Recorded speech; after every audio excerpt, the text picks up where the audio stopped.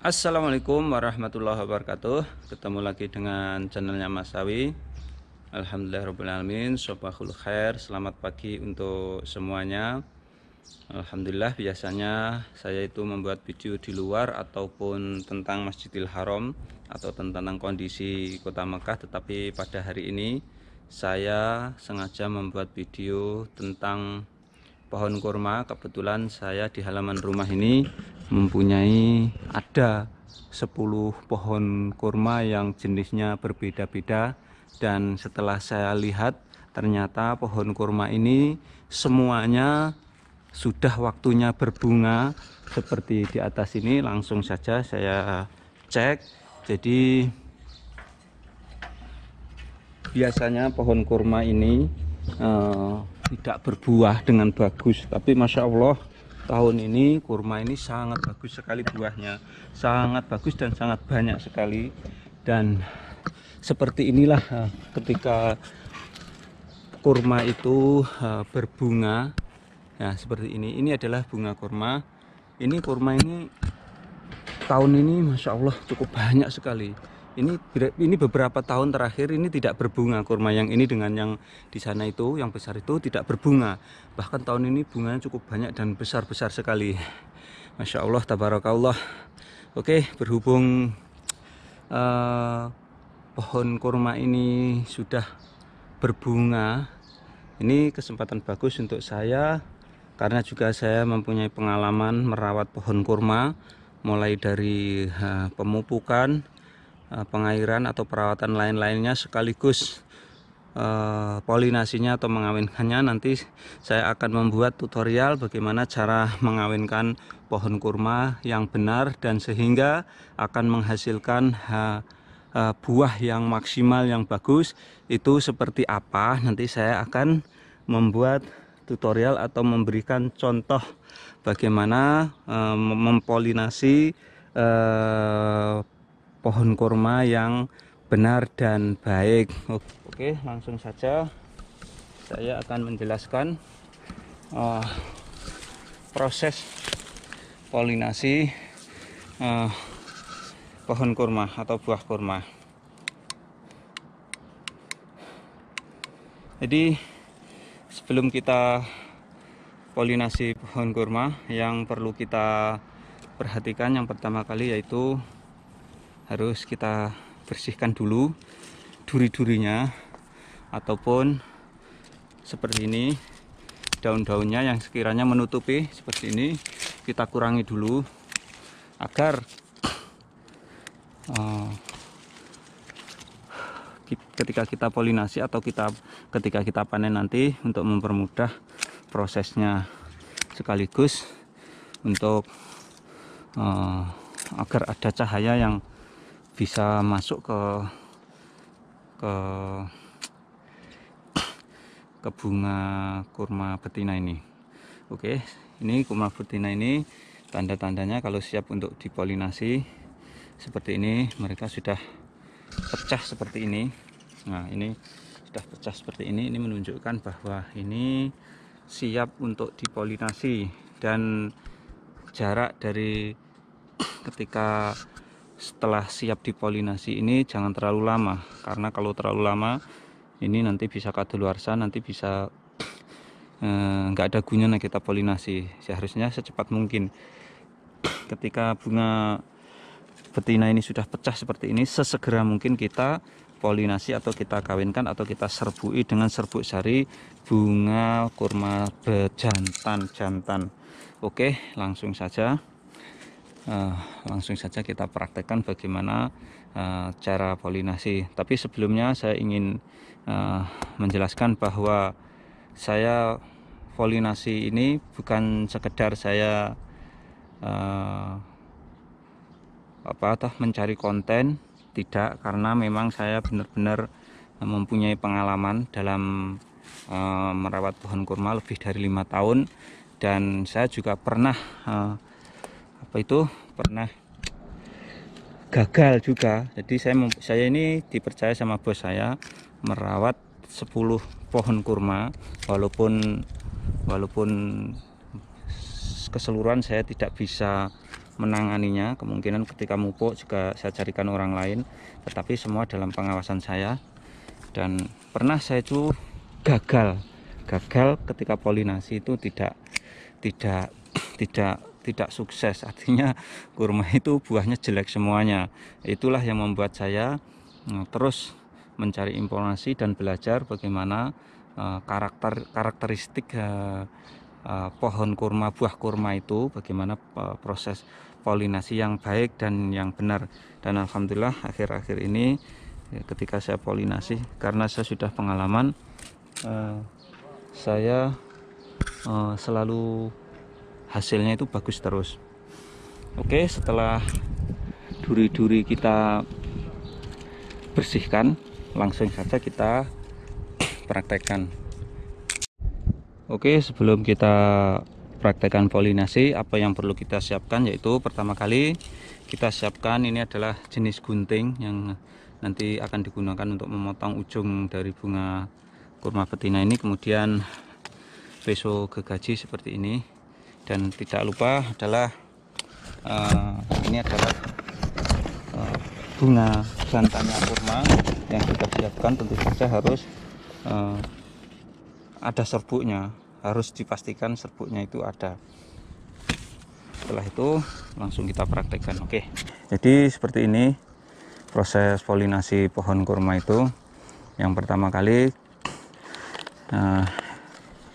ini adalah rumahnya, kita potong rumahnya bunga kurma jantan itu, kita potong seperti ini, kita potong, kita buang. Harus kita pastikan kita potong, kita buang.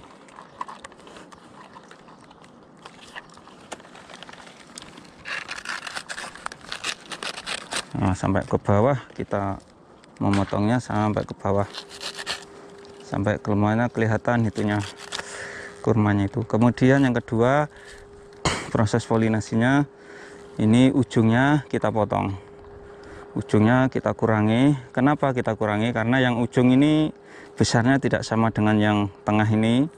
Harus kita potong agar nanti kurma ini merata besarnya itu. Kita potong kira-kira sekitar 3 cm atau 4 cm seperti ini. Oke, setelah kita potong, kemudian yang tengahnya itu kita kurangi. Kita kurangi segini. Ini tujuannya untuk apa? Jadi agar kurma ini tidak terlalu banyak. Jadi kurma ini kalau terlalu banyak nanti asupan dari makanan, istilahnya dari pohon kurma ini kurang memadai, sehingga kurmanya nanti ini bisa maksimal, bisa biji kurmanya bisa besar-besar. Oke, setelah kita potong seperti ini, kemudian kita siapkan tali. Talinya tidak terlalu susah, cukup dengan daun kurma yang kita potong, kemudian kita belah jadi 2 seperti ini. Setelah itu kita ambil kira-kira segini, kita ambil segini, dan harus kita pastikan bahwa kurma itu ada serbuknya. Setelah itu kita masukkan ke dalamnya. Nah, ini kan ada serbuknya, kelihatan ketika di seperti ini ada serbuknya. Oke, setelah itu kita tali seperti ini, dan talinya ini berapa lama kita buka. Tali ini walaupun tidak kita buka, dia akan putus dengan sendirinya, karena ini nanti akan mengering, dan kalau 1 minggu 2 minggu dia rapuh, dia semakin besar, ini nanti akan putus sendiri. Kalaupun tidak putus, kurang lebih nanti 1 bulan atau 2 bulan kita buka. Agar lebih jelasnya, saya akan mempraktekkan lagi yang ini. Dan pohon kurma itu butuh berapa lama dia dari start, dari ketika kita kawinkan sini sampai panen, kurang lebih sekitar 6 bulan. Jadi kalau sekarang bulan Maret ya, nanti perkiraan nanti bulan 8, bulan 9 ini bisa dipanen. Nah, lumayan lama sih pohon kurma itu. Dan ini kelihatannya sedikit, cuman segini. Ini nanti kalau sudah jadi atau sudah besar, satu tandan ini bisa mencapai 20 kilo. Jadi satu pohon ini bisa keluar 20 tandan. Nah, bisa dikalikan saja. Apakah 20 tandan itu semua kita pelihara? Tidak. Mungkin cuman kita ambil separuhnya saja, 10, untuk memaksimalkan buah kurmanya itu biar besar-besar. Asupannya itu biar bagus. Tidak kita ambil semuanya, kita ambil 10-nya saja. Oke, kita potong atasnya seperti ini biar rata nanti buahnya. Kemudian yang tengah kita kurangi, yang tengah ini kita kurangi. Biasanya tengahnya itu ada ya ini, kita potong yang tengah ini. Nah, kita potong seperti ini, kira-kira segini kita potong. Tujuannya biar kurma itu tidak terlalu banyak. Kalau terlalu banyak nanti kurmanya kerdil atau kecil-kecil, tidak besar. Oke, setelah itu kita siapkan talinya. Kita siapkan cukup dengan daunnya, kita belah seperti ini. Kita belah lagi jadi 2 set seperti ini. Oke, setelah itu kita siapkan yang seterusnya. Proses seterusnya yaitu kita siapkan bunga jantannya. Tentu saja yang dipastikan harus ada serbuknya, bisa kita lihat. Nah, ini ada serbuknya. Nah, ada serbuknya. Kemudian untuk selanjutnya langsung kita praktekkan saja. Untuk selanjutnya langsung saja kita praktekkan yang kedua kalinya ini. Kalau kita sesuaikan saja serbuknya itu, kalau memang panjang dan besar seperti ini bisa ditaruh 2 tahap di dalamnya itu, seperti ini. Nah, seperti ini. Nah, kemudian kita tali. Jadi mungkin ada pertanyaan lagi seperti ini pertanyaannya. Apakah sama sistem polinasi di wilayah Timur Tengah dan di wilayah Indonesia yang iklimnya tropis, sedangkan di Timur Tengah ini iklimnya panas, tidak banyak hujan? Tentunya kalau iklim tropis di Indonesia itu kan banyak hujan, seperti saat ini mungkin banyak hujan. Jadi ketika polinasi kita sesuaikan saja, mungkin bisa dimodifikasi. Jadi setelah pohon kurma ini, bunga kurma ini dipolinasi seperti ini, kita bisa modifikasi. Nanti kita bungkus dengan kertas seperti amplop yang besar, amplop yang ukuran besar itu, ukuran kertas A4 itu, kita masukkan ke dalam, kemudian kita lubangin untuk sirkulasi udara. Kemudian kita yang bawahnya kita staples saja. Itu modifikasi untuk wilayah tropis atau wilayah Indonesia atau wilayah Asia seperti itu. Untuk Timur Tengah karena di sini itu tidak banyak hujan, maka dari itu tidak perlu seperti itu. Kalaupun di sini nanti terjadi hujan, itu harus diulang lagi. Jadi misalkan saat ini kita polinasi, kemudian nanti sore hujan, berarti itu nanti kita harus mengulang lagi, besoknya kita polinasi lagi agar bisa kita pastikan bahwa kurma nantinya itu bagus. Oke. Dan sekali lagi kami ingin menyampaikan bahwa saya membuat konten ini bukan sekedar saya mencari konten, akan tetapi memang benar-benar saya itu mempunyai pengalaman merawat pohon kurma lebih dari 5 tahun. Dan dalam tayangan ini memang sengaja saya ingin meng-share tutorial bagaimana cara mengawinkan pohon kurma agar minimal para pemirsa semuanya tahu prosesnya